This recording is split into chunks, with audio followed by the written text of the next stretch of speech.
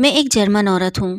پہلے مجھے اردو نہیں آتی تھی، لیکن اب بہت محنت سے اتنی سیکھ لی ہے کہ اچھی طرح سمجھ اور بول لیتی ہوں۔ یہی نہیں، ٹوٹی پھوٹی تحریر میں اپنا مدعا بھی بیان کر سکتی ہوں۔ یہ اب سے 40 برس قبل کی بات ہے، جب میں جرمنی میں رہا کرتی تھی۔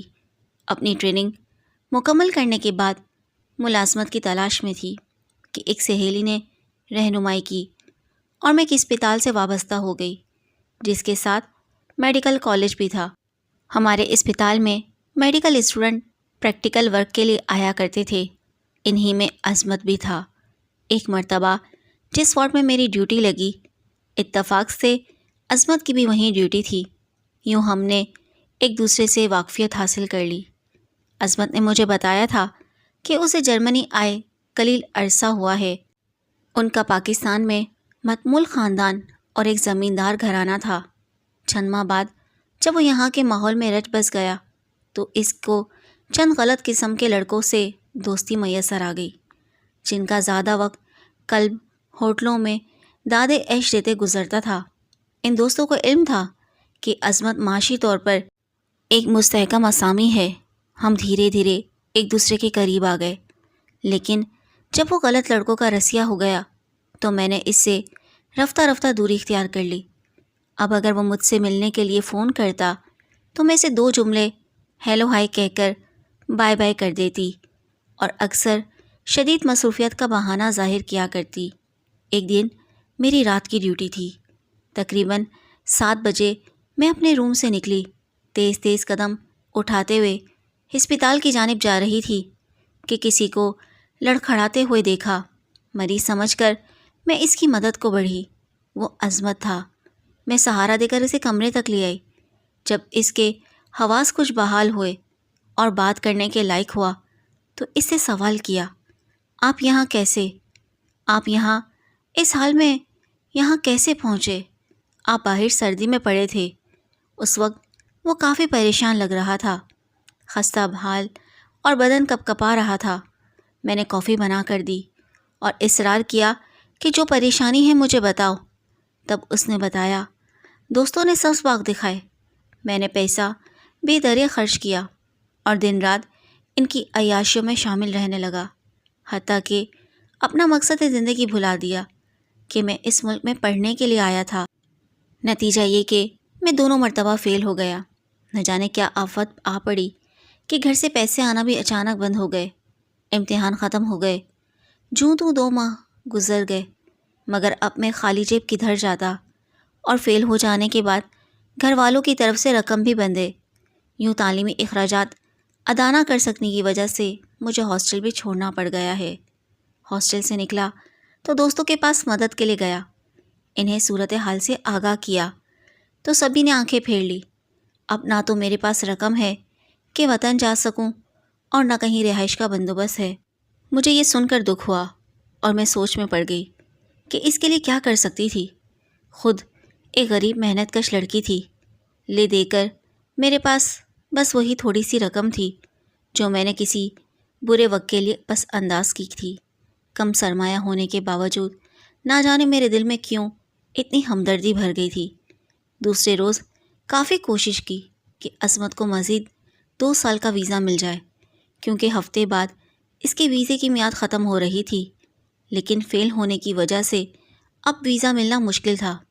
اب تو صرف ایک ہی صورت باقی تھی کہ کسی طرح وہ جرمنی کی کسی عورت سے شادی کر لے تاکہ اس کو یہاں رہنے کی اجازت مل جائے۔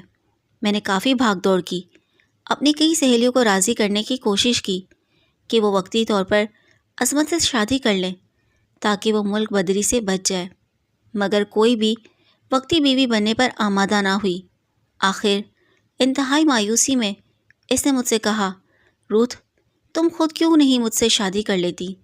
اس کی بات سن کر میں دنگ رہ گئی۔ میں نے کہا، تم جانتے ہو عظمت کہ میری منگنی ہونے والی ہے، پھر ہمارے درمیان ملک، زبان اور سب سے بڑھ کر مذہب کی دیواریں حائل ہیں۔ وہ بولا، ان باتوں کی کوئی حیثیت نہیں، تم عارضی طور پر میرا ساتھ دے رہی ہو تاکہ جس مقصد کے لیے آیا ہوں اس کو حاصل کر سکوں۔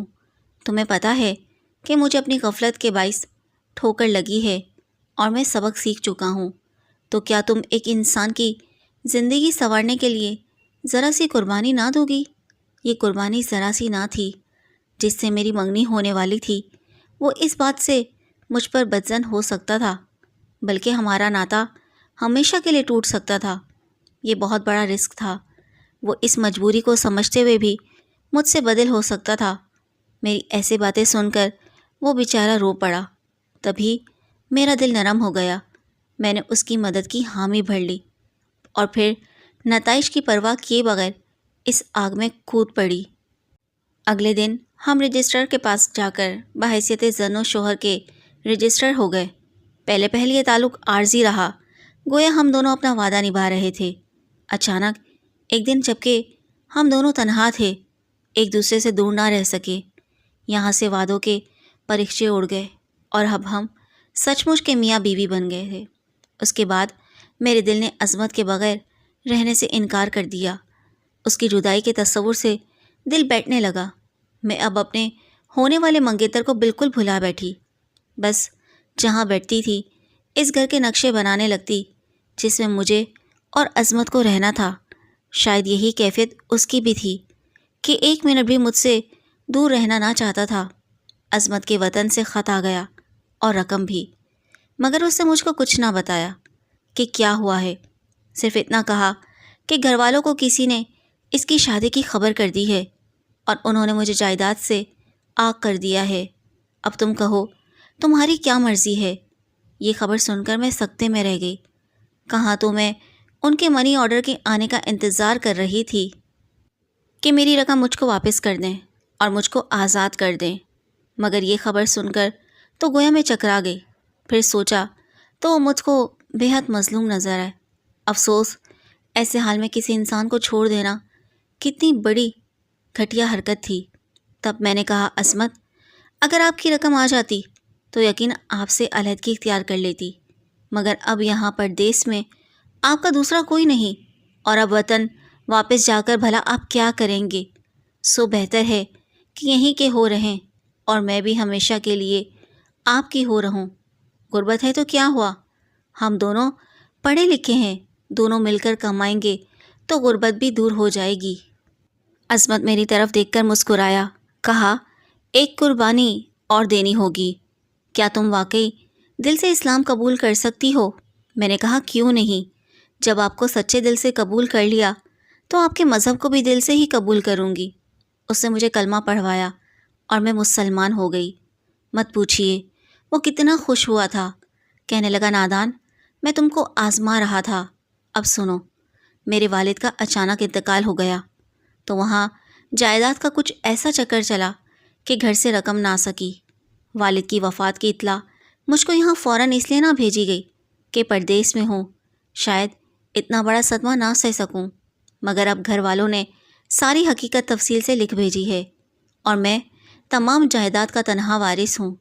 ہماری جائیداد اور دولت اتنی ہے کہ ہماری 7 پشتوں کو کافی ہوگی۔ میں نے سن رکھا تھا کہ مغرب کی عورت دولت کو اہمیت دیتی ہے، لیکن ہر مغربی عورت کے بارے میں یہ بات نہیں کہا جا سکتی۔ جو اچھی ہوتی ہیں وہ ہر جگہ اور ہر ملک میں اچھی ہوتی ہیں۔ تم کو میں نے آزمایا ہے تو دل سے قبول کیا ہے۔ تبھی میں نے جواب دیا، آپ نے آزما لیا، اچھا کیا، مگر فطرت جیسی ہو آدمی ویسا ہی ہوتا ہے۔ اس کے بعد ہم دونوں باہم شیر و شکر ہو کر رہنے لگے۔ ہم نے اسلامی طریقے سے بھی نکاح پڑھوایا تھا۔ کس بات کا خوف تھا؟ اب عصمت میں جو خوبیاں تھیں کسی اور میں نے نہ دیکھی تھیں۔ میں نے اپنے فیصلے پر خوش اور مطمئن تھی، اور جو بات کہتے اس پر قائم رہتے اور وعدہ ایفا کرتے تھے، وہ میرے آرام اور سکون کا خیال رکھتے تھے۔ سب سے بڑی بات کہ مجھے ان سے محبت ہو گئی تھی، اور اس سے اچھی اور کیا بات ہو سکتی تھی۔ وقت گزرتا گیا۔ عصمت نے پڑھائی مکمل کی، محنت کی، ترقی کی، اور وقت کے ساتھ ساتھ ہم 4 بچوں کے ماں باپ بن گئے۔ عصمت نے میرے وطن کو اپنا لیا، میرے بچے بھی جرمنی میں پیدا ہوئے۔ لیکن کبھی کبھی عصمت بیٹھے بیٹھے کھو سے جاتے تھے، اداس ہو جاتے تھے، سبب پوچھتی تھی، نہیں بتاتے تھے۔ ایک دن میرے اصرار پر بالآخر زبان کھولی اور کہا کہ مجھے اپنا ملک اپنے عزیز رشتہ دار یاد آتے ہیں تو پریشان ہو جاتا ہوں، خط آتے ہیں تو پریشان ہو جاتا ہوں، اور خاص طور پر والدہ اور بہن۔ تو آپ وطن کیوں نہیں چلتے؟ وہاں جانے میں کیا شے مانے ہے؟ مانے تو کچھ بھی نہیں ہے، مگر سوچتا ہوں شاید تم میرے ملک میں رہنا اور وہاں جانا پسند نہ کرو۔ ایسا کیوں کر سوچ لیا آپ نے؟ میں خود چاہتی ہوں کہ آپ اپنے وطن جائیں، کہنا بھی چاہتی تھی، جانے کیا سوچ کر خاموش ہو رہتی تھی۔ چلیے آج ہی تیاری کیجیے۔ اور پھر ہم نے پاکستان کے لیے رخت سفر باندھ لیا۔ مجھے عظمت کا وطن دیکھنے کا بہت شوق تھا۔ میں اپنے بچوں کو ان کے والد کے رشتہ داروں سے بھی ملوانا چاہتی تھی۔ ہم پاکستان آ گئے۔ عظمت کے عزیز رشتہ دار سب اکٹھے ہو گئے۔ انہوں نے بہت گرم جوشی سے ہمارا استقبال اور خوشی کا اظہار کیا۔ ان کا گھر بہت بڑا اور شاندار تھا، جہاں ان کی والدہ، بہن اور ان کے بچے سب ساتھ رہتے تھے۔ ان کے چچا زاد بھائیوں نے ڈھول کی تھاپ پر استقبال کیا۔ ایک جشن کا سماں تھا۔ یہ چیز میں نے پہلے کبھی کہیں نہیں دیکھی تھی۔ یہاں نوکر، خدمت گزار، آیائیں اور خادمائیں دیکھ کر میں ان کے طرز زندگی پر دنگ رہ گئی۔ مجھے اس میں بہت کشش محسوس ہوئی۔ یہ لوگ ایک دوسرے کی خوشی میں خوش ہوتے اور غمی میں شریک ہوتے تو غمزدہ ہو کر بھی غم بانٹتے۔ ان کا سسٹم ایک دوسرے سے جڑے رہ کر آپس میں مسرتیں بانٹنا تھا، اور یہ میرے لیے بڑی انوکھی بات تھی۔ پھر یہ ہوا کہ میں جو چند دن کے لیے سسرال آئی تھی، یہیں کی ہو کر رہ گئی۔ مجھے کھیت کھلیان، یہاں کے موسم، فصلیں، بہار و خزاں سب اچھے لگنے لگے۔ میں نے پاکستانی کھانے پکانے سیکھ لیے، اور ان کا ذائقہ بھی میرے منہ کو ایسا لگا کہ کسی اور کھانے میں مزہ نہیں آتا تھا۔ میرے بچے لاہور کے ایک بڑے کالج میں پڑھنے لگے، اور میرے مشورے سے عظمت نے اپنی ذمہ داری سنبھال لی۔ آج میں بڑھاپے کی جانب محو سفر ہوں۔ جب جی چاہتا ہے کچھ عرصے کے لیے جرمنی چلی جاتی ہوں، پھر واپس اپنے گھر آ جاتی ہوں، کیونکہ مجھے اپنا گھر اور اپنے کھیت کھلیان پسند ہے۔ یہاں مجھے بہت راحت ملتی ہے اور ہر طرح کا عیش و آرام میسر ہے۔ یہاں دنیا کی ہر آسائش موجود ہے۔ یہ سرزمین بہت عمدہ ہے۔ یہاں مجھے سونے کا چھپڑ کھٹ ہی نہیں ملا، عظمت جیسا شاندار انسان بطور شوہر ملا۔ ایسی زندگی کا تو میں نے اپنے ملک میں تصور بھی نہیں کیا تھا۔ میں ایک معمولی نرس تھی اور دن رات محنت مشقت کرتی تھی، تب ضروریات زندگی حاصل ہو پاتی تھیں۔ لوگ یورپ کی طرف پرواز کرنا چاہتے ہیں اور اپنے وطن کی ترقی کی طرف دھیان نہیں دیتے، جبکہ میں اپنے شوہر کے وطن کو اپنا وطن مان کر بہت خوش ہوں اور خود کو پاکستانی کہلوانے پر فخر محسوس کرتی ہوں۔